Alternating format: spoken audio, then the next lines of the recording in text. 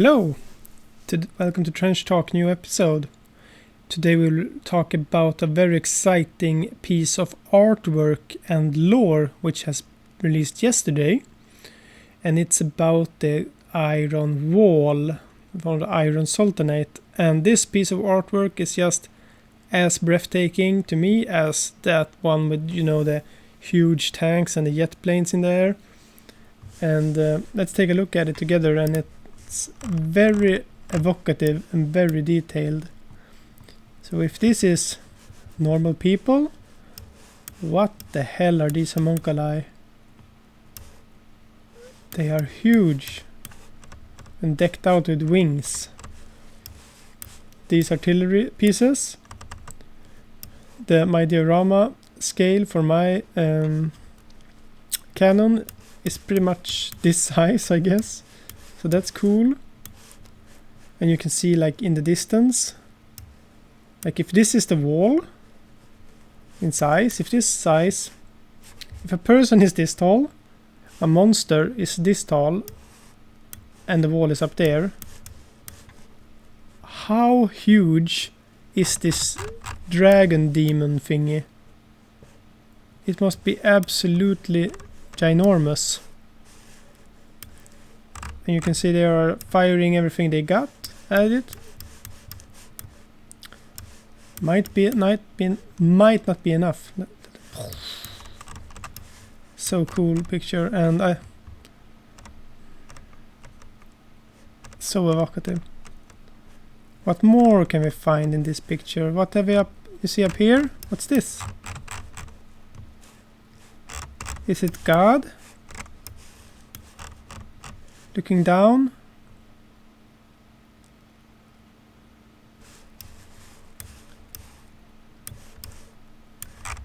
Can we find some details on the walls? Just neat looking iconography. Demon. And some glimmer of hope up there.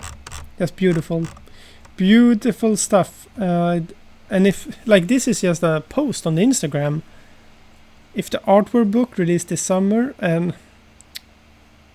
not sure if that's correct. It will be printed this summer, I think, at least. But imagine the artwork book with the rules and with the text of lore, and it will be so neat to have a physical copy and just look at this. Okay, here we can see some texture on the wall. Very damaged throughout the years. So let's read the piece of lore that came with it. It begins with this. It has. I just read Dune, and it reminds me of Dune somehow. The scripture here. I'm not gonna try to pronounce it even, but it's more of a prayer or a scripture of some kind here. From Surah Al-Kahf. But anchored by the Taurus Mountains to the north of Zagros Mountains in the east, the two horns of the crescent moon, the invisible iron wall of Du al-Khayrain, is both the symbol of the Sultanate and the very reason of its existence. Beyond it lies the last and greatest realm of those who believe, easily eclipsing all other known wonders of the world. None who have seen the Iron Wall can ever forget it. Despite centuries of artillery bombardment by the heretic cannons, its surface is untarnished, glittering like newly cast steel plating in the morning sun, and at the night of manifold gemstones, embedded into its very structure, light up in a wondrous show of color and artistry. Neither the wall itself nor its gates have ever been brought down, and while some enemies have made it across the wall to spread death and terror deep into the Sultanate proper, they have always been thrown back. The wall remains warm to the touch, for scorching magma still courses within. On the exceedingly rare instances when a terrifying weapon of hell has managed to crack its surface, the outpouring of molten metal within has brought a swift death to the invaders, and the rapidly cooling lava has then hardened to reform the wall. Can we guess then that this is like reformed lava stone?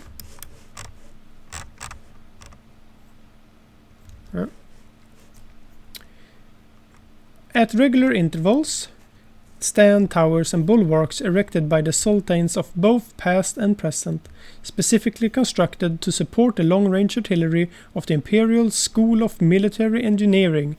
The great spires act as both lookouts as well as minarets for calling the believers to Salah 5 times a day.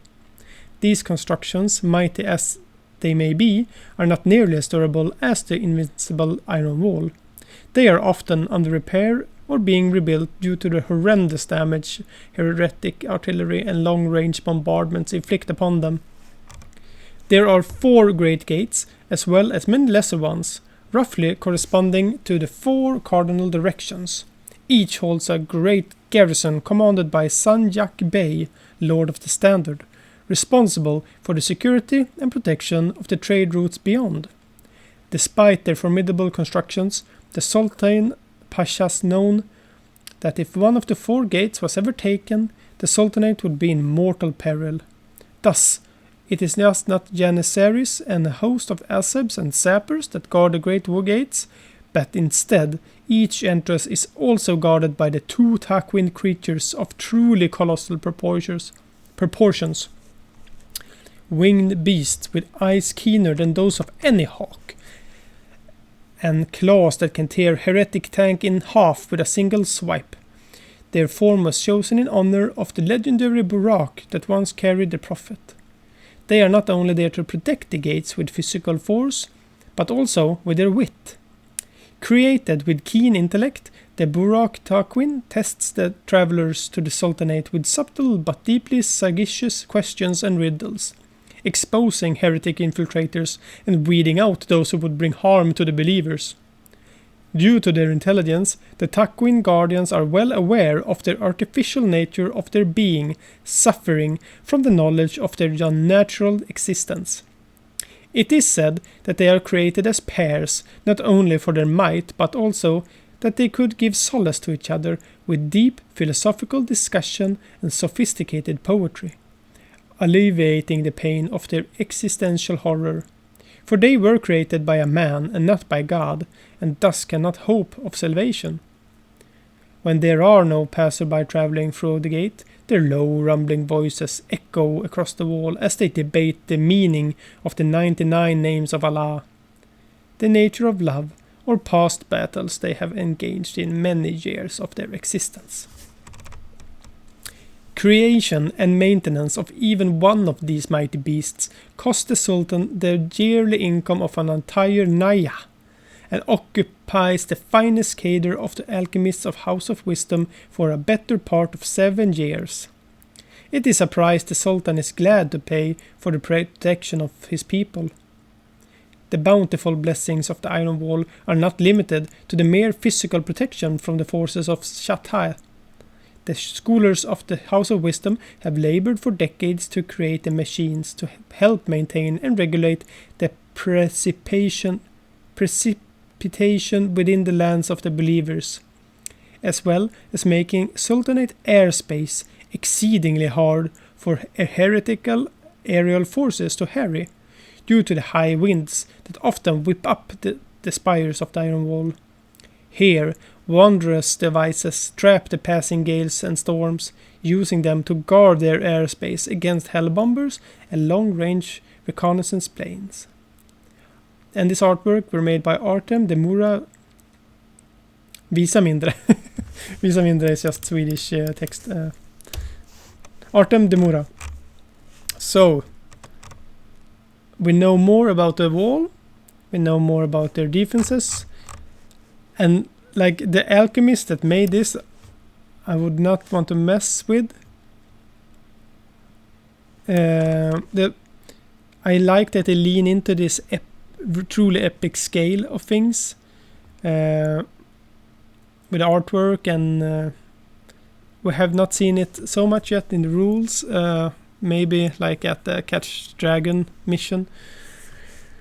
But yeah, as I said, if this is an Instagram post, how good will the book be? I cannot wait. That's it for this week's video. Hope you like it. Goodbye.